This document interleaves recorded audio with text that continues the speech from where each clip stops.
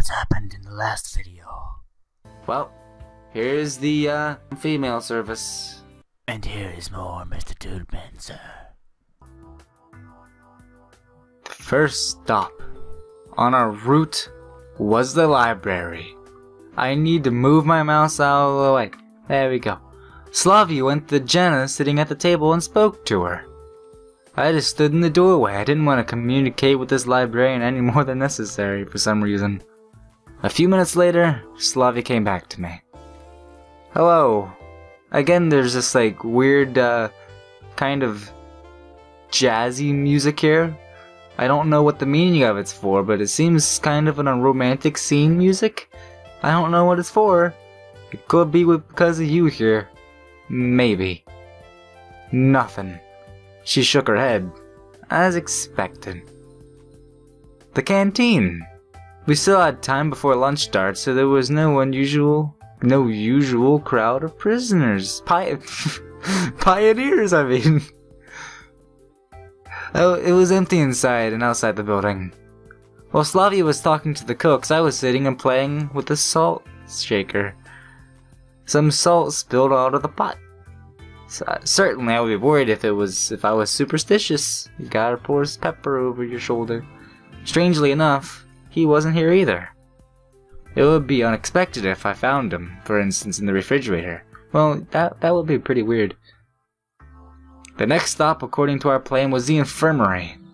I decided not to go inside and wait outside for Slavia, because there's a weird girl inside the infirmary. No results. There were pioneers playing football on the sports ground. It would be hard for Shurik to get lost among them, because there's kind of people there. You can't get lost if people find you. Finally, we reached the clubhouse. You think he would be here? I think that's the first place people would have searched. Let's go in. Hello? It's empty. Slavia opened the door and went into the next room. I followed her. Well, hey. It's a weird place here. This all seemed to me to be a stupid undertaking. It was strange, especially because it was Slavia's idea. I mean, I understand responsibility and so on. But isn't it obvious that he isn't in the camp? After all, he isn't playing hide and seek with us, is he? No one's here either. What did you expect? He'd be sitting in a closet? Well then. It seems like I've offended her. Sorry, gomen nasai. But seriously, I understand, but we have to check all the possibilities. Okay, listen, what do you really think about Shurik's disappearance? Yeah. Maybe he went into the forest and has been caught by a forest spirit? Sure. Might as well think that. She laughed at that. What a fabulous story. However, in the camp, you'll never know. Yes, true that. But now isn't the time for jokes. Cheer up. We'll find him. I hope so. Slavia smiled. Well, I still have some things to do. Bye. She left, but I was standing there for some time staring at Cybernetics Club's closet. However, I was so inspired by Slavia's actions, I decided to continue searching somewhere else. I went for lunch with mixed feelings, with a sense of accomplishment and with a realization of time wasted. The canteen was crowded. I couldn't stay unnoticed. Olga Dmitrievna called me. Car, I'm in the middle of something. Semyon, come with us.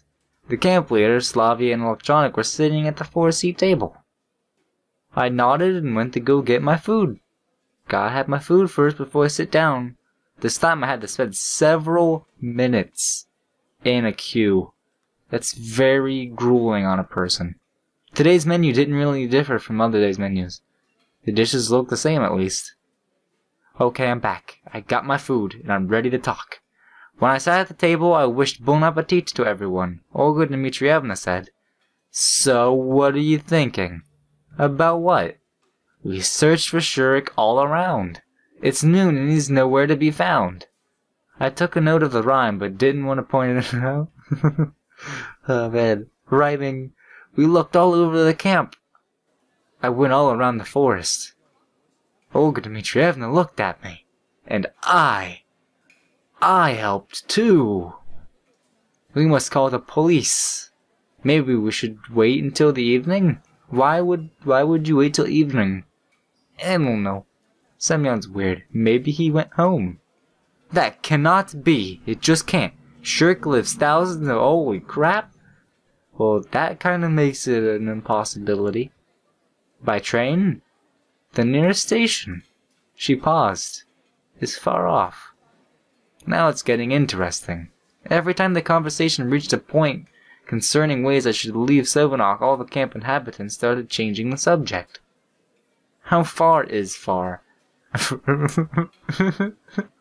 Really far. The camp leader looked at me, indicating with an expression that asking more questions would not be advised. Should we go deeper in the forest? Maybe he's lost. Shurik always takes a compass. Chimed and electronic. Probably chimmed. I wonder what else could be found in a magic vest, assuming he has one. Cars? Maybe that was a motorcycle. I am kind of getting tired of that. Okay, if I were to get lost in the forest, the compass would be no real use. Police! We should call the police in the evening. Not right now, at least. Okay, so you do it later. They were all silent. We should be able to find him before evening. We still have some time. If he actually got lost, we have no time to lose. We cannot be sure. Then where is he? Where? There was some truth to the camp leader's words. Hiding the whole day just like that is suspicious. Why would he do that? Shurik seemed to me to be a quite serious prisoner. Why do I keep saying prisoner? A pioneer. Only Yana would have been better fit for his behavior. So there is a good reason to believe that he was gone. All that can be done has already been done. We'll just have to wait. Slavia Electronic and Olga Dmitrievna looked at me so sorrowfully but didn't say a word. I finished my lunch, took the tray back, and left. Didn't even say goodbye. It's still the first half of the day. What now? The camp was drifting off for an afternoon nap. Only Genda. Who was Genda? Stared at me through his glasses. Of course he was staring somewhere else, but I had the feeling he was constantly watching me. I bet he knows where Shurik is hiding. Is Genda like the statue? Wait, let me look closer. No, okay, it's in Russian, of course. I thought it was like a D and an A at the end. I was like, is that say Genda? But no, it is completely in Russian. The disappearance of the cybernetics club leader made me think. Maybe it's got something to do with my case. Oh. Hello there, voila. Oh, pioneer. The nurse stood in front of me. I looked at her curiously. Go and take my place in the infirmary. I have an urgent call. Someone is injured. Me? Yes, you. Take the keys, get in there, and patch someone up. Why me? Why isn't there anyone else in this camp? What exactly should I be doing? What if something happens? Oh, what do I do now? I missed my chance to refuse. Well, she didn't give you a chance to refuse, so... Oh man. I stood in front of the door uncertainly. On the one hand, there is nothing to worry about. I'll spend half an hour or so here and she'll be back. But what if someone comes for actual help? I can't do actual help. I can just look the part. With a broken leg or a head injury. If that happens, then you're just very unlucky because there's only like 20 people in this camp. Not 20, but like 50 people in this camp. But if you get the day in 30 minutes to where someone decides to break their arm or get a concussion, then you must be the most unlucky person I have ever seen in my entire life. But I just worry too much.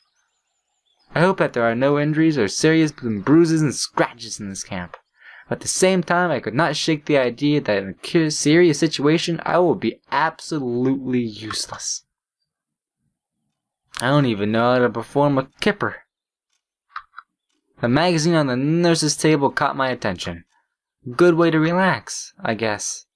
This is labeled Soviet fashion. The publication date or month were absent. However, this is not a surprise. There were much stranger things happening here. I didn't know much about Soviet magazines. Maybe they actually didn't have a publication date on them. Models dressed in old-fashioned clothes stared at me from glossy pages. Nowadays, nobody wore such clothes. I smirked. I wondered if Slavia, for example, considered this fashionable. I can only imagine what would happen if I appeared in time wearing something like this.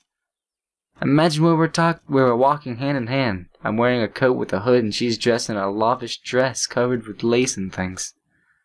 Seems like I'm already imagining Slavia in my world, with me. And not only Slavia. This dress better suits Olyana. No, you don't like Olyana. Don't even fantasize about her, or Alyssa.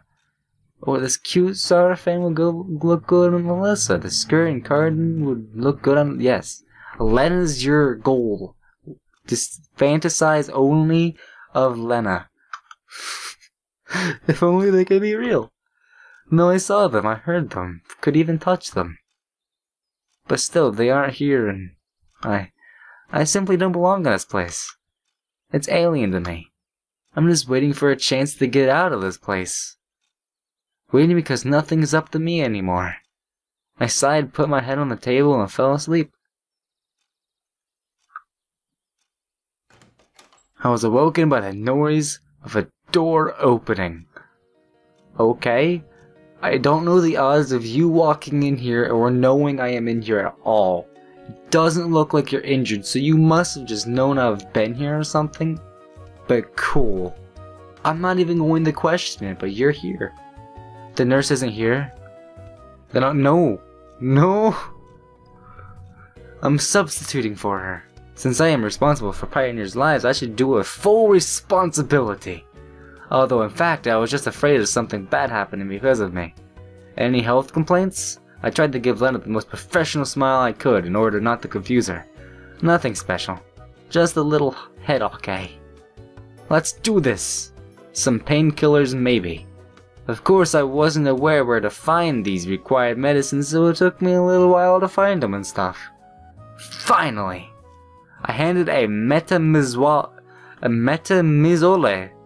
I have absolutely no clue what that is. Thanks.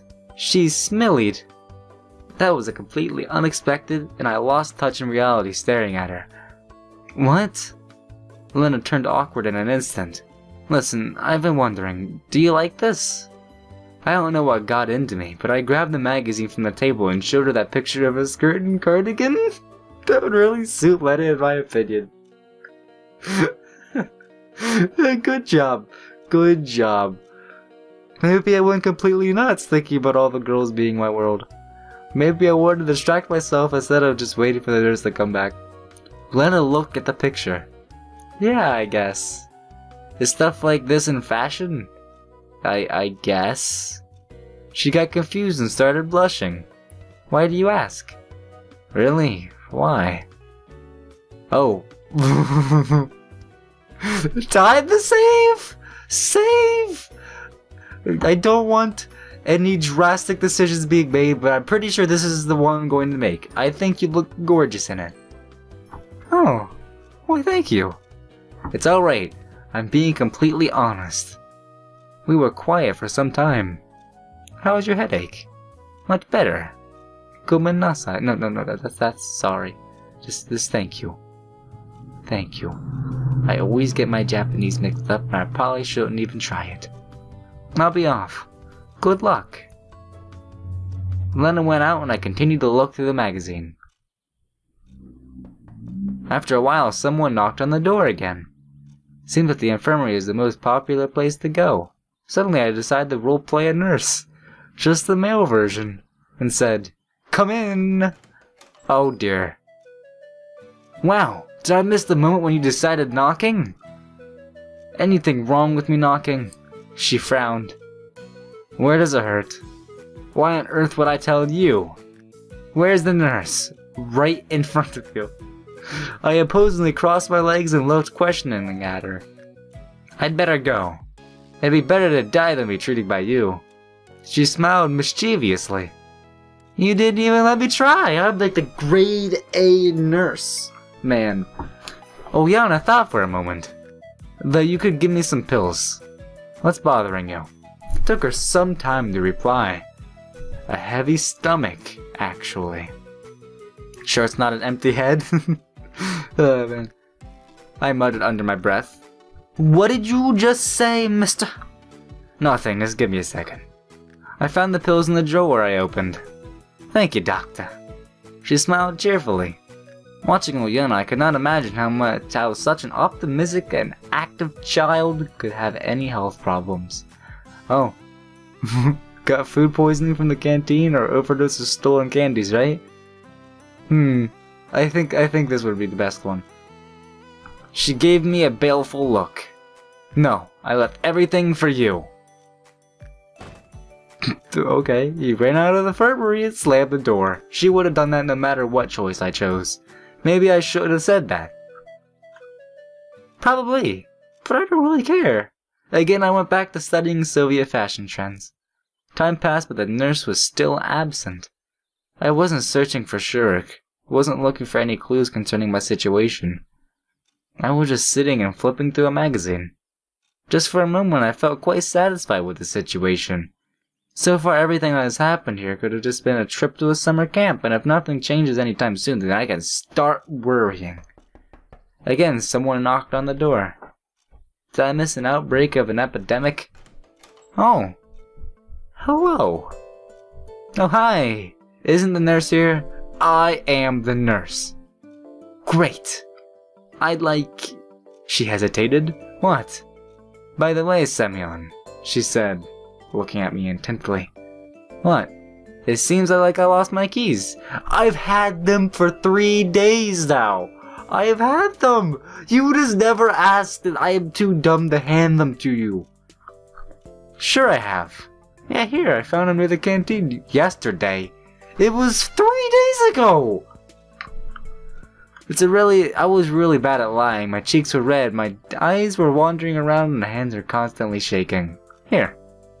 I was already preparing myself for an appropriate scolding, but Slavia only took the keys and said, "Thanks." So what have you come for? I really needed to change the subject. Does anything hurt on your bodily area? No, it's not. It's just nothing. Strange. I wouldn't even think that such an open person as Slavia would keep something quiet. If there's something bothering you, tell me! That's why I'm here, to treat people. I smiled widely. No. I mean yes, but no. Hearing that made anything possible, even division by 0. That was a good analogy, or simile, or metaphor. I think it was a metaphor. Let me look at that. I don't know. I have absolutely no clue what that was. So how can I help you? You? I guess you can't. She smiled and was going to leave, but suddenly stopped. However, could you step out for a minute? Oh, why not? Okay. I stepped out of the infirmary and leaned against the wall. I wonder what she might be doing, something I can't even see? After a minute, the door opened and Slavia came out. She was carrying a small bundle. What's the bundle? What is the little bundly? No, but what is it? The bundle. Nothing. It's obviously not nothing. She blushed. Wait, well, thank you. You're welcome. Slavia ran away. Seems like I shouldn't have asked. What is the bundle? A bundle of what? I look at the time. It was getting late. There's not even a clock in this room that I can see. I'd read the magazine backwards and forward, but the nurse wasn't still here. Wasn't she said that it was going to be like 30 minutes? And I also just realized that if that's a computer in the background, like right here, that's like a very old computer. Wow. That is an old thing.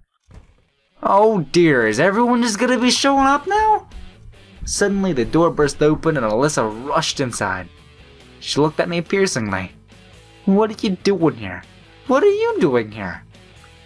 Sitting. I admitted honestly.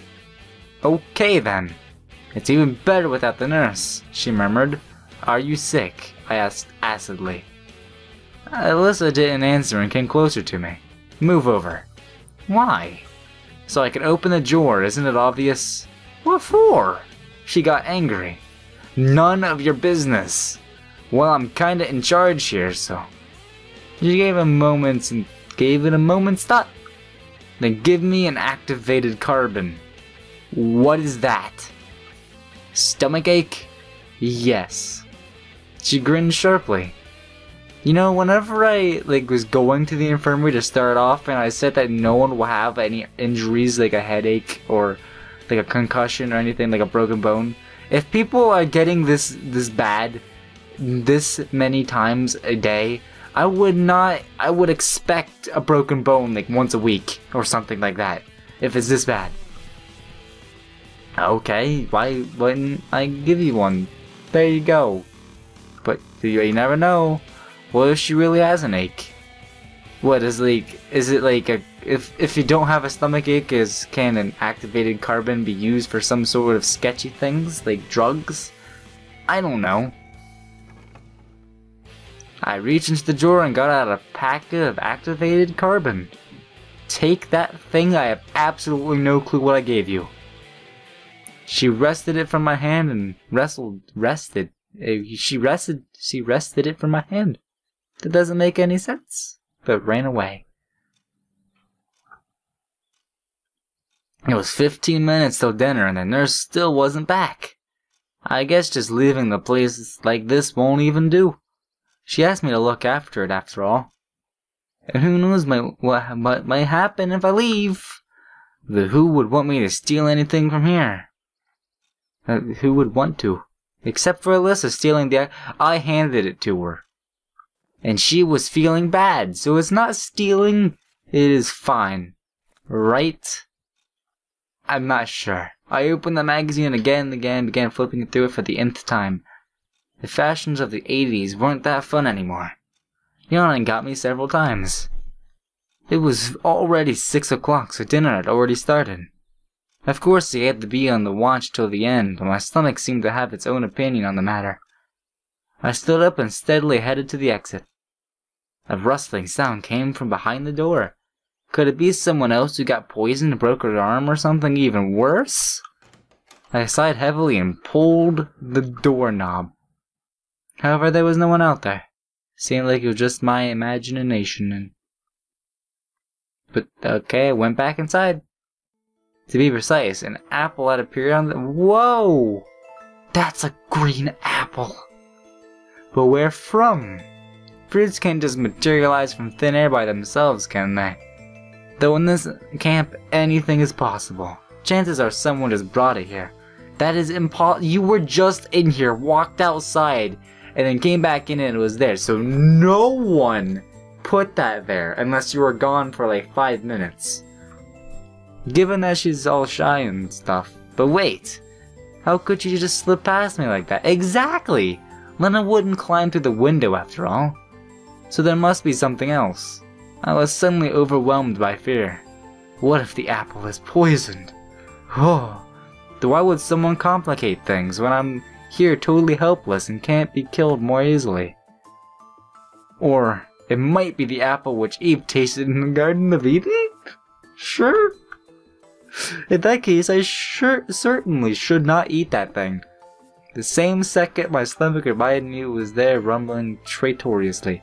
I do not know whose first thought when they see an apple is, it must be the apple from the Garden of Eden. No, I've never thought like that before. However, it would take time to get close to the infirmary to reach the canteen to get food. My stomach is about to eat itself. There's nothing wrong, I guess. Once again, I tried to remember if this apple was here before. In the end, it must have appeared from somewhere. Maybe it got here through the window. The shutter was slightly open, so someone must have reached in and put it there. Nothing serious, however. Eat the apple, do not eat the apple. This is a weird choice. I'm going to save. Save. Save. Go. Save. There we go. No, I just already saved. Go in here, eat the apple. It's going to be more climactic if I eat the apple, right? Finally, hunger prevailed, and I started chewing on the ripe green apple with gusto. Its taste seemed normal, and though I don't think that even the strongest poison can be tasted. But it's too late to think about that. It was time to go for dinner. Along the way, I ran into electronic. How's it going? Did you find Shurik? Oh no sign of him. Don't worry. We'll find him. I tried to cheer him up. No, too much time has passed. I'll just keep on searching. What about dinner? No, finding Shurik is way more important, he muttered thoughtfully. I left him at the crossroads and wished them good luck. Pioneers crowded in the doorway. I quickened my pace, trying not to be the last one in line, at least for today. And I was lucky. In the far corner there was absolutely an empty table. I took my dinner quickly and sat at that table. Tonight's dinner consisted of fruit soup and a pair of buns. That does not seem very filling at all. This has surprised me at first, but the taste was actually quite nice. I concentrated on eating. Lena, let's go here. Look, 3 free chairs. Oh. Hi.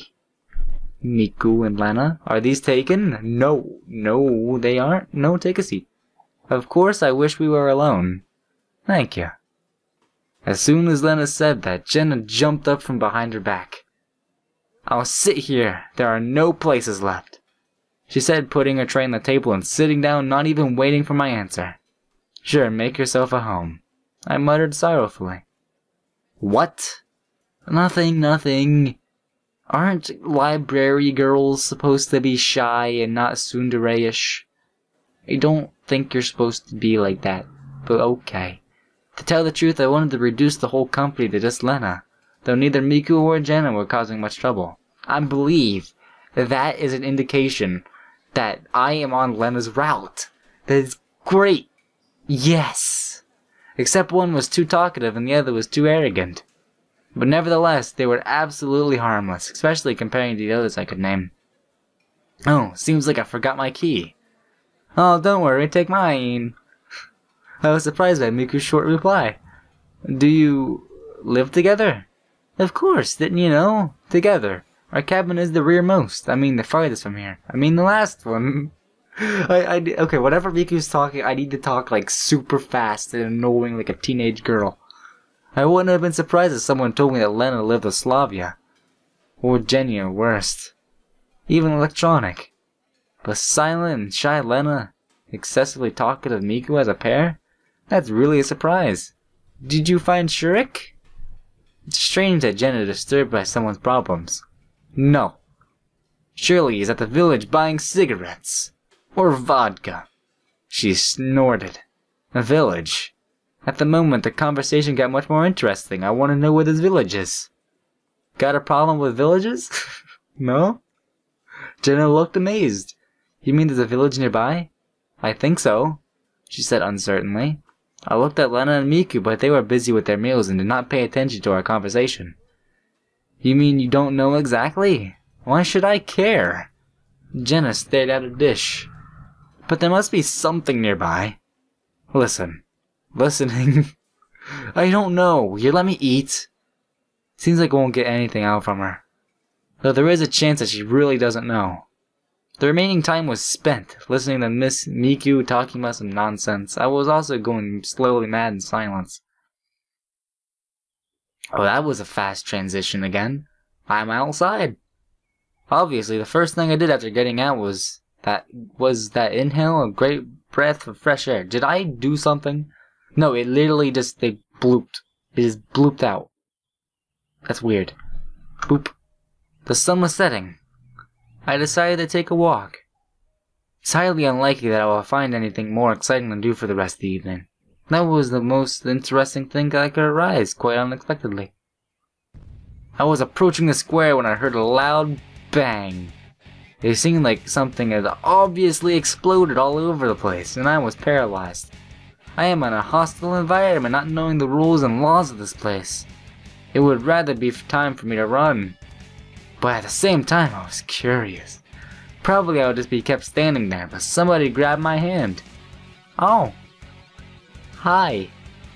Why are you standing there? Let's go see what happened. Can't you ever manage without me? I begged her pitifully. It shouldn't be anything serious, I hope. Aliens have dropped in from outer space. We came to the square. There was already a crowd of pioneers. Olga Dmitrievna vigorously pushed through the crowd and approached the crime scene. Obviously, someone had tried to blow up Genda. Oh dear. But the attackers failed. The monument was still standing upright. There was only a dim ashtray sheet on the pedestal. Well, who did this? She looked over the crowd of pioneers. Surely it was done by an organized terrorist organization. These guys all came here just to see what happened. I noticed Olyana and Alyssa in the crowd, and it looks like our camp leader noticed them as well. You two, come here now. They approached reluctantly. Why always me? If you think so, show me your hands.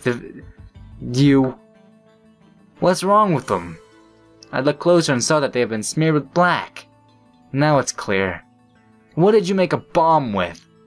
The junior terrorist seemed to hesitate over whether or not to confess, but then blurted out proudly. Activate. Oh!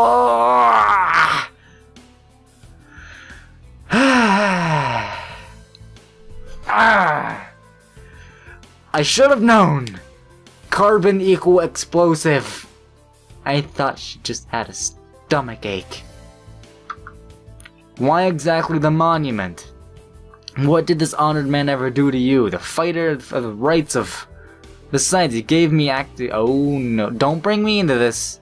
She pointed at me with a finger. The whole square stared at me.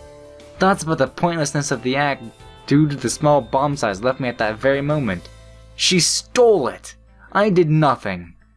Even if he gave it to you, I'm sure the Semnon would never take part in such a disgusting anti-social act. Yes, exactly. You've got the right things.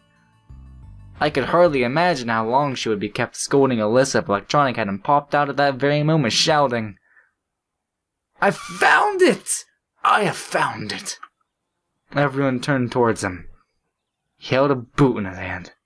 Here! Electronic boastfully shook it over his head.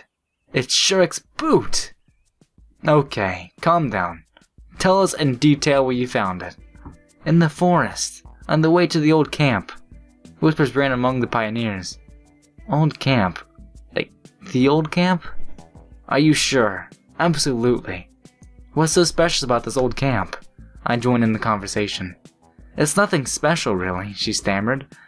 One of Sylvanok's legends tells the story of a young camp leader's ghost living there. She fell in love with a pioneer, but he rejected her, so she killed herself. She committed harakiri with a kitchen knife. Like, okay. Sukoku? Next day, the boy was hit by a bus. So it's like a Romeo and Juliet, but really weird. Olyana ran out of the crowd. Bus. I refrained from asking, oh. Wait a second. I am thinking of a possible mystery. Maybe I am a ghost. Maybe I was hit by a bus and died. I came to this camp. Maybe something like that happened. I came back in time. And that's where that magical bus, the magical school bus, took me back in time to this area. But I'm not I don't know what I'm thinking. I thought I was saying some sort of intellectual, inspirational thing of talkative and coolness. But I just like I'm probably not making any sense. But maybe I am a ghost. I think that if that was it, I would kind of be the most genius person who ever lived.